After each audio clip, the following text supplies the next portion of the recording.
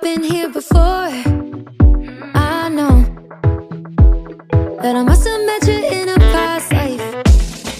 Got my heart on the floor. Go slow.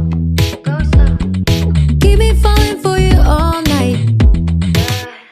Tell me now you're the one I've been dreaming of. Oke, halo semuanya. Selamat datang di podcast Wawasan Nusantara. Hari ini kita akan membahas tema yang sangat penting, yaitu sistem administrasi negara dalam NKRI dari perspektif multidisipliner.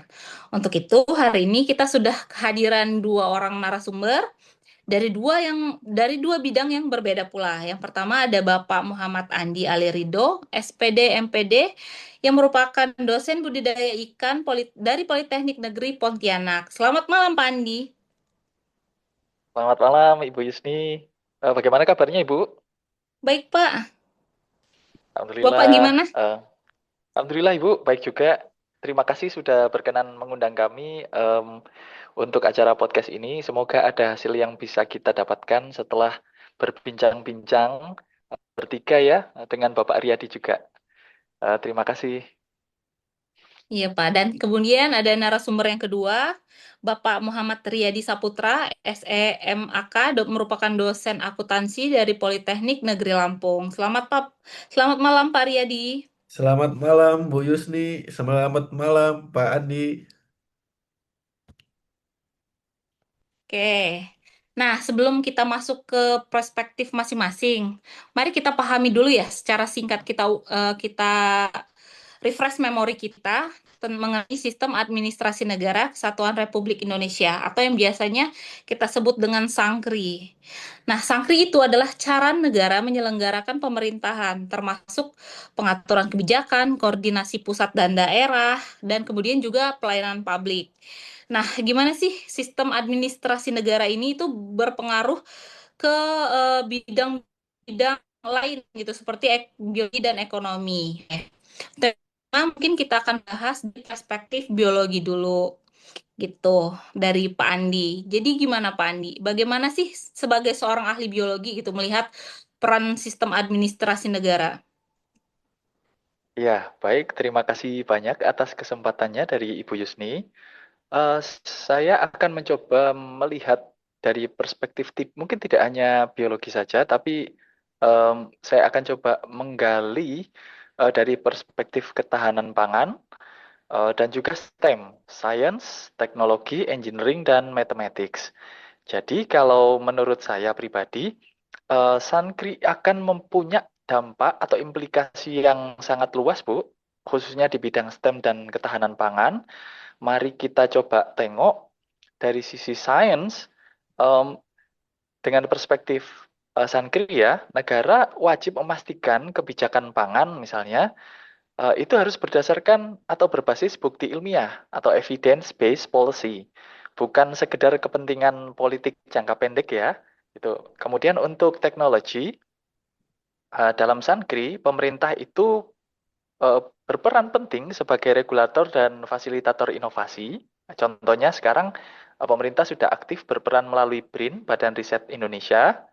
Kemudian teknologi yang sudah dibangun itu harapannya bisa meningkatkan efisiensi, transparansi, dan akuntabilitas. Nah, ini erat kaitannya dengan administrasi negara. Kemudian di sisi engineering, dari sisi engineering, ini punya kaitan erat dengan Sankri bahwa negara bertanggung jawab untuk membangun infrastruktur yang ada kaitannya secara strategis dengan ketahanan pangan. Dan juga dengan Sankri ini, negara diharapkan bisa membuat perencanaan dan pelaksanaan lintas sektor, jadi dari pusat ke daerah. Terakhir, dari sisi mathematics, jadi harapannya negara bisa mengambil keputusan berbasis data dan dari perhitungan yang rasional. Jadi untuk mendukung sistem perencanaan nasional jangka panjang ataupun menengah. Jadi saya rasa itu Bu, pentingnya Sankri serta kaitan eratnya dengan STEM dan ketahanan pangan. Oh gitu Pak. Jadi administrasi negara itu sangat menentukan ya, apakah kebijakan kesehatan, lingkungan, dan lain-lain itu bisa berjalan dengan baik. Ya, benar sekali demikian, Bu. Utamanya untuk menjaga stabilitas sosial, kesejahteraan rakyat, dan ketahanan nasional. Jadi ada 3 poin itu yang sangat berkaitan erat ya antara STEM, science, mohon maaf, STEM, Sankri dan ketahanan pangan. Oke, menarik juga ya Pak ya dari perspektif STEM gitu, dari perspektif sains. Kalau begitu, mungkin dari Bapak Riyadi gitu, kita ke bidang ekonomi. Pak Riyadi, gimana sih sistem administrasi negara itu berpengaruh pada ekonomi? Ya, eh, kita harus sepaham dulu.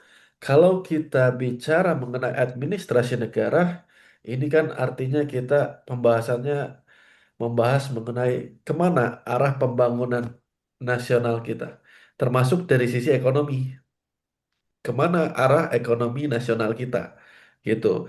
Nah, kita melihat ya, pertama administrasi negara ini berpengaruh yang paling fundamental salah satunya itu pada saat pembuatan kebijakan anggaran.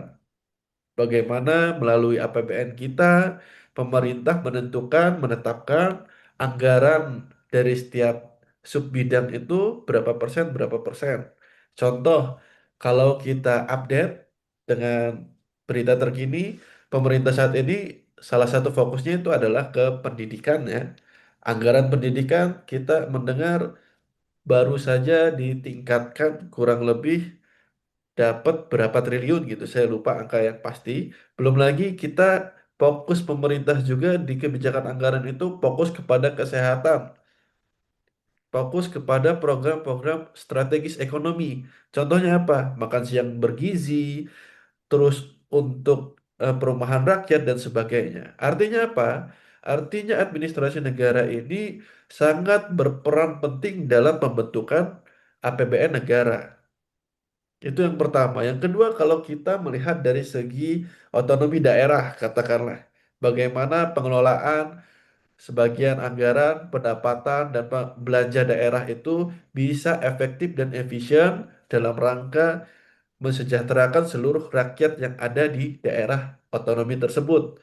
Dan yang paling penting juga, yang ketiga, mungkin administrasi negara ini itu bisa sangat berpengaruh terhadap kebijakan publik atau public policy. Kita bisa lihat dari bantuan sosial itu diambil dari mana sih? Dari uang rakyat. Dari mana uang rakyat? Dari pajak. Pajak bisa tersalurkan menjadi bantuan sosial karena apa? Karena administrasi negaranya itu benar.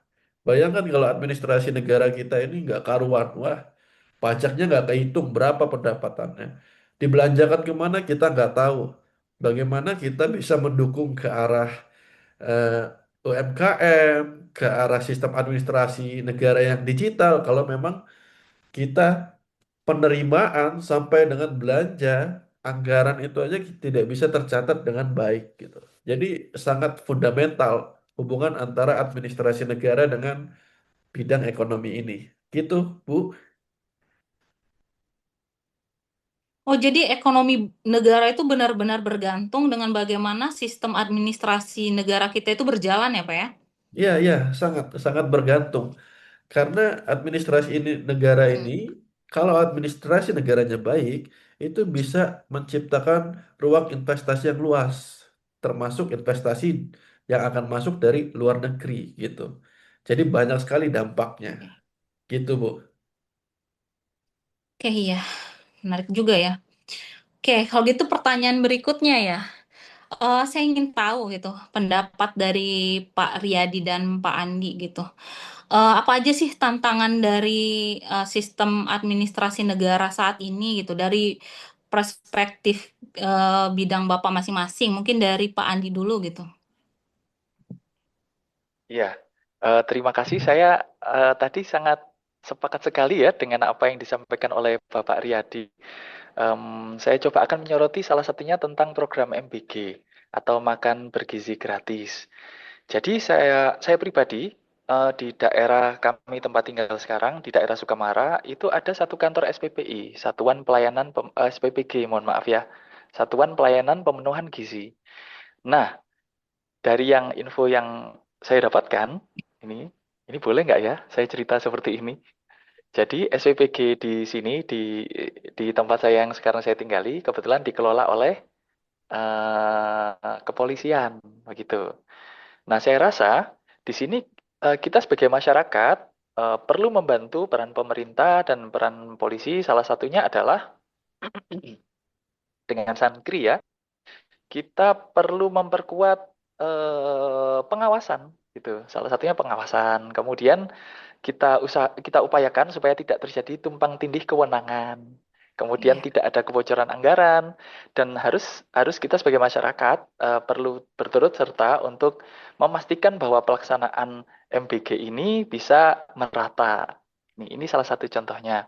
Nah, kemudian em, Sankri harapannya tadi ya, Sankri itu bisa mendukung program MBG yang sangat mulia sekali ya. Eh, Sehingga MBG itu tidak hanya ada tetapi tepat sasaran dan berkelanjutan. Yaitu salah satu manfaat Sankri, khususnya untuk MBG. Tuh, mungkin ada tambahan mungkin dari Bapak Riyadi. Iya, bagus ya tadi disampaikan oleh Pak Andi ya tentang MBG. Mungkin saya sedikit menambahkan ya bahwa sesungguhnya kalau kita bicara tantangan dari tiap era itu kita bergeser, tantangannya beda-beda. Kita awal kemerdekaan, tantangan yang dihadapi itu kita masih dalam kekacauan. Kekuasaan masih dalam kekacauan. Banyak pihak asing yang masih mau mencoba menguasai Indonesia. Kita masuk lagi ke era-era zaman-zaman Orde Baru itu masih memperebutkan adanya polemik tentang politik. Politik jadi tidak stabil sehingga investor sulit untuk masuk. Dan sampai akhirnya sekarang kita masuk kepada era demokrasi. Jadi kita harus bersyukur nih di era demokrasi ini kita bisa mengelola semuanya dari kita untuk kita semua. Artinya apa? Artinya kita benar-benar harus bisa mandiri mengambil kesempatan ini dan kita harus bisa membuat suatu inovasi di sistem administrasi negara. Katakanlah kita digitalisasi. Wah, itu bagus sekali itu. Kalau semuanya bisa digitalisasi, artinya dimanapun kita berada, kita bisa mengakses semua informasi yang kita butuhkan. Kurang lebih seperti itu pandangan saya, Bu Yusni. Silakan. Oh gitu, oke. Ternyata walaupun sudah 80 tahun merdeka, kita masih banyak tantangan di bagian sistem administrasinya ya Pak ya. Oke, oke. Ehm, Tanpa sadar ternyata sudah 10 menit lebih ya podcast ini berlangsung gitu. Terima kasih banyak kepada narasumber kita hari ini, Pak Andi dan Pak Riyadi atas pandangannya yang sangat luas dan Iya, menambah iya. wawasan kita hari ini. Ya, Boleh ada sedikit diskusi ini saya ya. menambahkan, Bu Yusni? Ya, boleh Pak. Ya. Mungkin pesan dari saya ya untuk anak-anak muda ke depan, marilah kita dengan adanya eh, era demokrasi ini ditambah kita digitalisasi yang sangat luar biasa, informasi kita bisa mendapatkan informasi dari mana saja. Marilah kita khususnya untuk anak-anak muda kita semangat dong. Ayo kita belajar fokus pada bidangnya masing-masing sehingga nanti di waktu kalian nanti Indonesia itu bisa lebih bagus dari zaman sebelumnya. Jadi ada kemajuan dari tiap eranya gitu. Apalagi sekarang mereka udah dapat Luar biasa program sekali. strategis MBG itu wah luar biasa sekali. Masya Mungkin itu Allah. tambahan dari saya. Luar biasa sekali, Pak. Luar biasa Oke, ini. ya. Mungkin saya juga izin bahkan Ya boleh Pak. Ibu Yusni. Boleh ya. Iya. Saya jadi merasa berapi-api nih semangat saya setelah mendengarkan eh, kalimat-kalimat motivasi dari Bapak Riyadi tadi. Jadi kembali ke perspektif Sankri dan MBG ya. Dalam perspektif Sankri, program MBG itu merupakan instrumen kebijakan strategis yang tidak hanya berfungsi meningkatkan kualitas gizi masyarakat gitu, tetapi juga berperan dalam memperkuat ketahanan pangan. Nah, ini yang harus kita garis bawahi ya, bahwa MBG itu punya multiplier effect. Nah, kemudian keberhasilan program ini tentunya akan sangat bergantung pada tata kelola pemerintahan yang baik atau good governance yang terkoordinasi, yang akuntabel, dan terintegrasi dengan sistem produksi serta distribusi pangan nasional. Jadi mungkin itu saja Ibu, kalau pesan saya mungkin ya setelah berapi-api tadi karena motivasi dari Pak Riyadi yang luar biasa. Jadi memang masyarakat punya peran penting, negara juga punya peran yang tidak kalah penting, utamanya dalam pelaksanaan good governance melalui Santri. Mungkin itu, terima kasih. Oke, Pak. Jadi kesimpulan mungkin kalau dari saya menyimpulkan dari apa yang disampaikan oleh Pak Andi dan Pak Riyadi tadi, berarti Sankri ini bukan cuma masalah birokrasi ya, tapi itu akan mempengaruhi kehidupan kita sehari-hari gitu ya. Entah itu di kesehatan, lingkungan, pangan, ekonomi, dan termasuk kesejahteraan masyarakat Indonesia gitu ya, Pak ya. Iya, Bu. Betul, Bu. Oke, semoga episode hari ini bisa memberikan pemahaman baru tentang pentingnya sistem administrasi negara di dalam NKRI. Oke, sampai jumpa di episode berikutnya. Salam wawasan Nusantara. Salam. Terima kasih, Pak Andi. Terima kasih, Bu Yusni.